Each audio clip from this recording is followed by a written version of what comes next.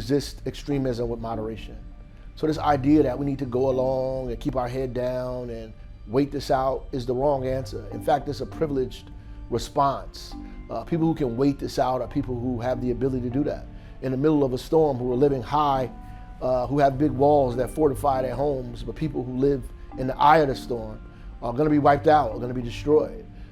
If you are a working family and the rising cost of healthcare may wipe you out, access to food and food security is fundamental for you. Not being able to send your kid to college or even be reimbursed for college funds, attacking people and destroying DEI programs, equity programs, stopping opportunities for women to excel. It's going to hurt a lot of people, specifically working class black and brown people and black and brown women the most. So it's a privileged response. And so I think our response should be a collective one, and that we should use this as an opportunity to build a movement, a national movement, and at the same time become more and more progressive about the things we ask for. When they say attack Medicaid, we need to be saying we need Medicare for all. When they say attack or not let housing be developed, we need to be talking about building more and more social housing, creating opportunities to invest in communities that need it the most, to create more home ownership and more wealth acquisition for communities that have been marginalized for decades, right? We need to be talking about getting more black and brown folks in college and how to make that happen and create more opportunities for diversity and not less. So we can't run away from this. We need to run into the eye of the storm and be as creative as we possibly can and use this as an opportunity to create labs of democracy. I think you do it now. In the most challenging and most difficult time, you ask for the most and you fight for the most. Yeah, listen, we know that black people have been on attack in this country since our ancestors were brought to this country. This is just the latest in evolution of that attack. And as I was always reminding folks throughout the election and beyond, they might not start with us, but they always gonna come back home, right? And that's what we have to understand. But I think it looks like all of it. It looks like the same thing at the court level, at the local level, organizing and making sure our people know, right? People died, Joe, for you and I to be able to even have this conversation. People died for people to be able to vote. People died for us to have black representation in Congress. And with them deliberately trying to take that away, that means our folks have to come together in ways that we haven't before. That means we have to challenge each other, especially our well-to-do African Americans, where we need them to be pouring in money into initiatives, into efforts, into black media, so that our folks are not getting tainted media from folks who do not have their best interests at heart, and supporting black leadership so that black leadership doesn't have to go to other folks to try to get money in order to improve what is happening for our people. All hands on deck. Everybody has to be involved, and we have to be rowing in the same way.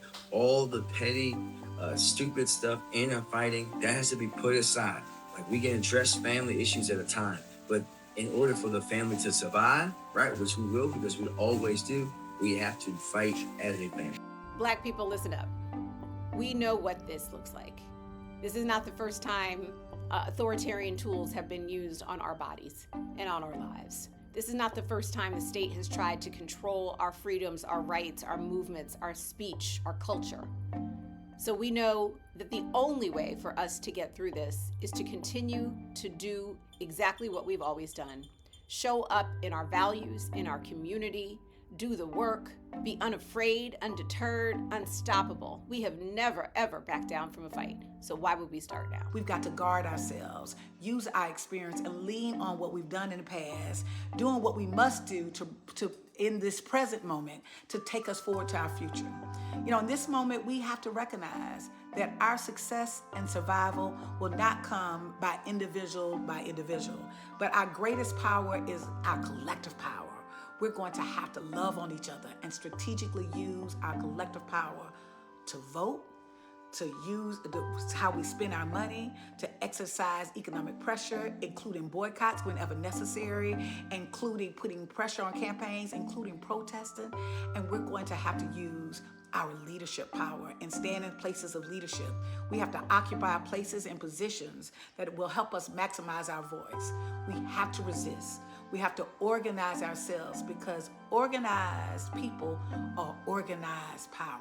So a few things. For us, we're focusing right now on our core four: economics, healthcare, education, and social justice. For econ specifically, we are now working on 3 terms. 1, we're going to be announcing our launch to get Black women back to work, our consumer fair. The second thing is Project Rise. We've had over 1,100 women sign up just for a class to understand how to save your money in this economy, and then activating corporate leadership as well.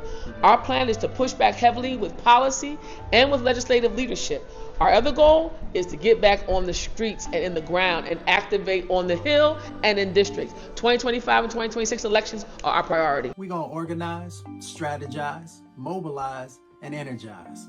We're going to take it old school and new school. We're going to organize like Frederick and Harriet, Martin and Fannie Lou. We're going to make sure that we are working with our community organizations, our churches, our Divine Nine, our barbershops, and our beauty salons. We're going to bring forward the lessons from the grassroots movements, like the Black Panther Party and the environmental justice movement and Black Lives Matters movement. We're going to strategize on a plan that supports and uplifts the Black community, making sure that we are no longer funding our own oppression. We're going to make sure that we mobilize on the ground. Like the Underground Railroad, we're going to create networks around the country that help to make sure that our folks have the information they need to make the best choices for themselves. We're going to energize. We're going to energize through Black love and Black joy. We're going to utilize the arts and edutainment and new technologies. We're going to bring forward our narratives about the Black excellence that exists inside of our communities. And that's how we resist Trump 2.1. We will survive this. If anyone can survive this moment, Black people can. And if you think about who and what we're up against, it's a story that's as old as time. We've done this before. We've been here in this country for centuries, and we've survived this for centuries. And the difference is now that we have more power. We have more political power. We have more leadership power. We have Black governors. We have Black mayors. We run organizations. We run corporations, nonprofits, school boards. We help people. We have community. We build community, and we have allies. And historically, we've used that power not only to help ourselves, but to help the entire country, right?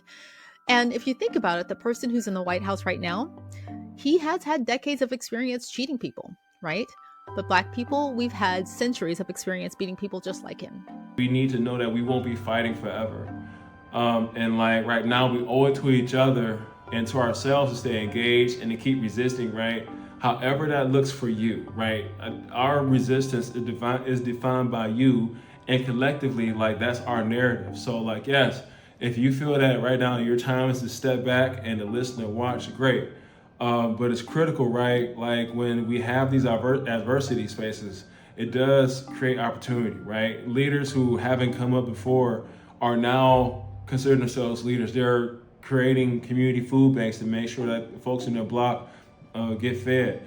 You see folks in communities all across the country, like farmers creating a food nest for folks to make sure they can get the proper nutrients that they need in absence of the availability of those foods or whatever at the grocery stores. Organizations like State Voices and our state tables are working with more coordination and agility than ever to meet the growing demands right now at the grassroots level. People from across the nation who differ ideologically they've been waking up and they're realizing that we share way more in common about the things we need as a people than we ever thought before. And so these glimmers of hope are what we really hold on to. And because if we stay focused, right, we become way more than just piecemeal antidotes. We really become the real revolution. Well, I think we continue to do what we started 5 years ago, working, one, to speak out against racism and sexism anywhere it's hurled against a Black woman, any sector.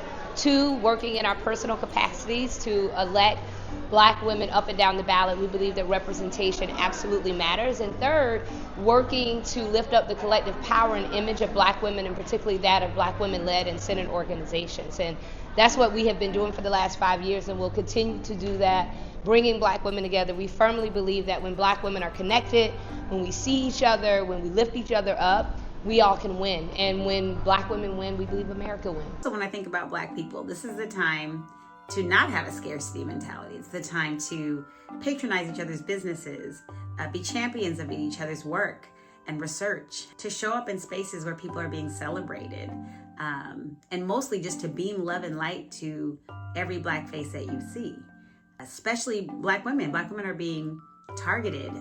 This is like, it's out of control how targeted we're being right now. And so it's really important to hug the Black women in your life, beam some love and light to them, and let them know that you have their back. As Black people, we change from just surviving this moment to becoming the moment through using our power to influence, our power to teach, our power to radicalize, to do just that, to change the status quo, to change the minds of millions. Black people, we survive this moment by supporting each other and by not using our money, our resources, our time, or our energy in defense or in support of any person, system, company who does not prioritize us. We shall not spend our money with corporations who do not defend or support Black people. We shall not use our money to support a business who orders bombs to Congo, Sudan, or Israel. Black people, we survive this moment through community. At the end of the day, we need each other.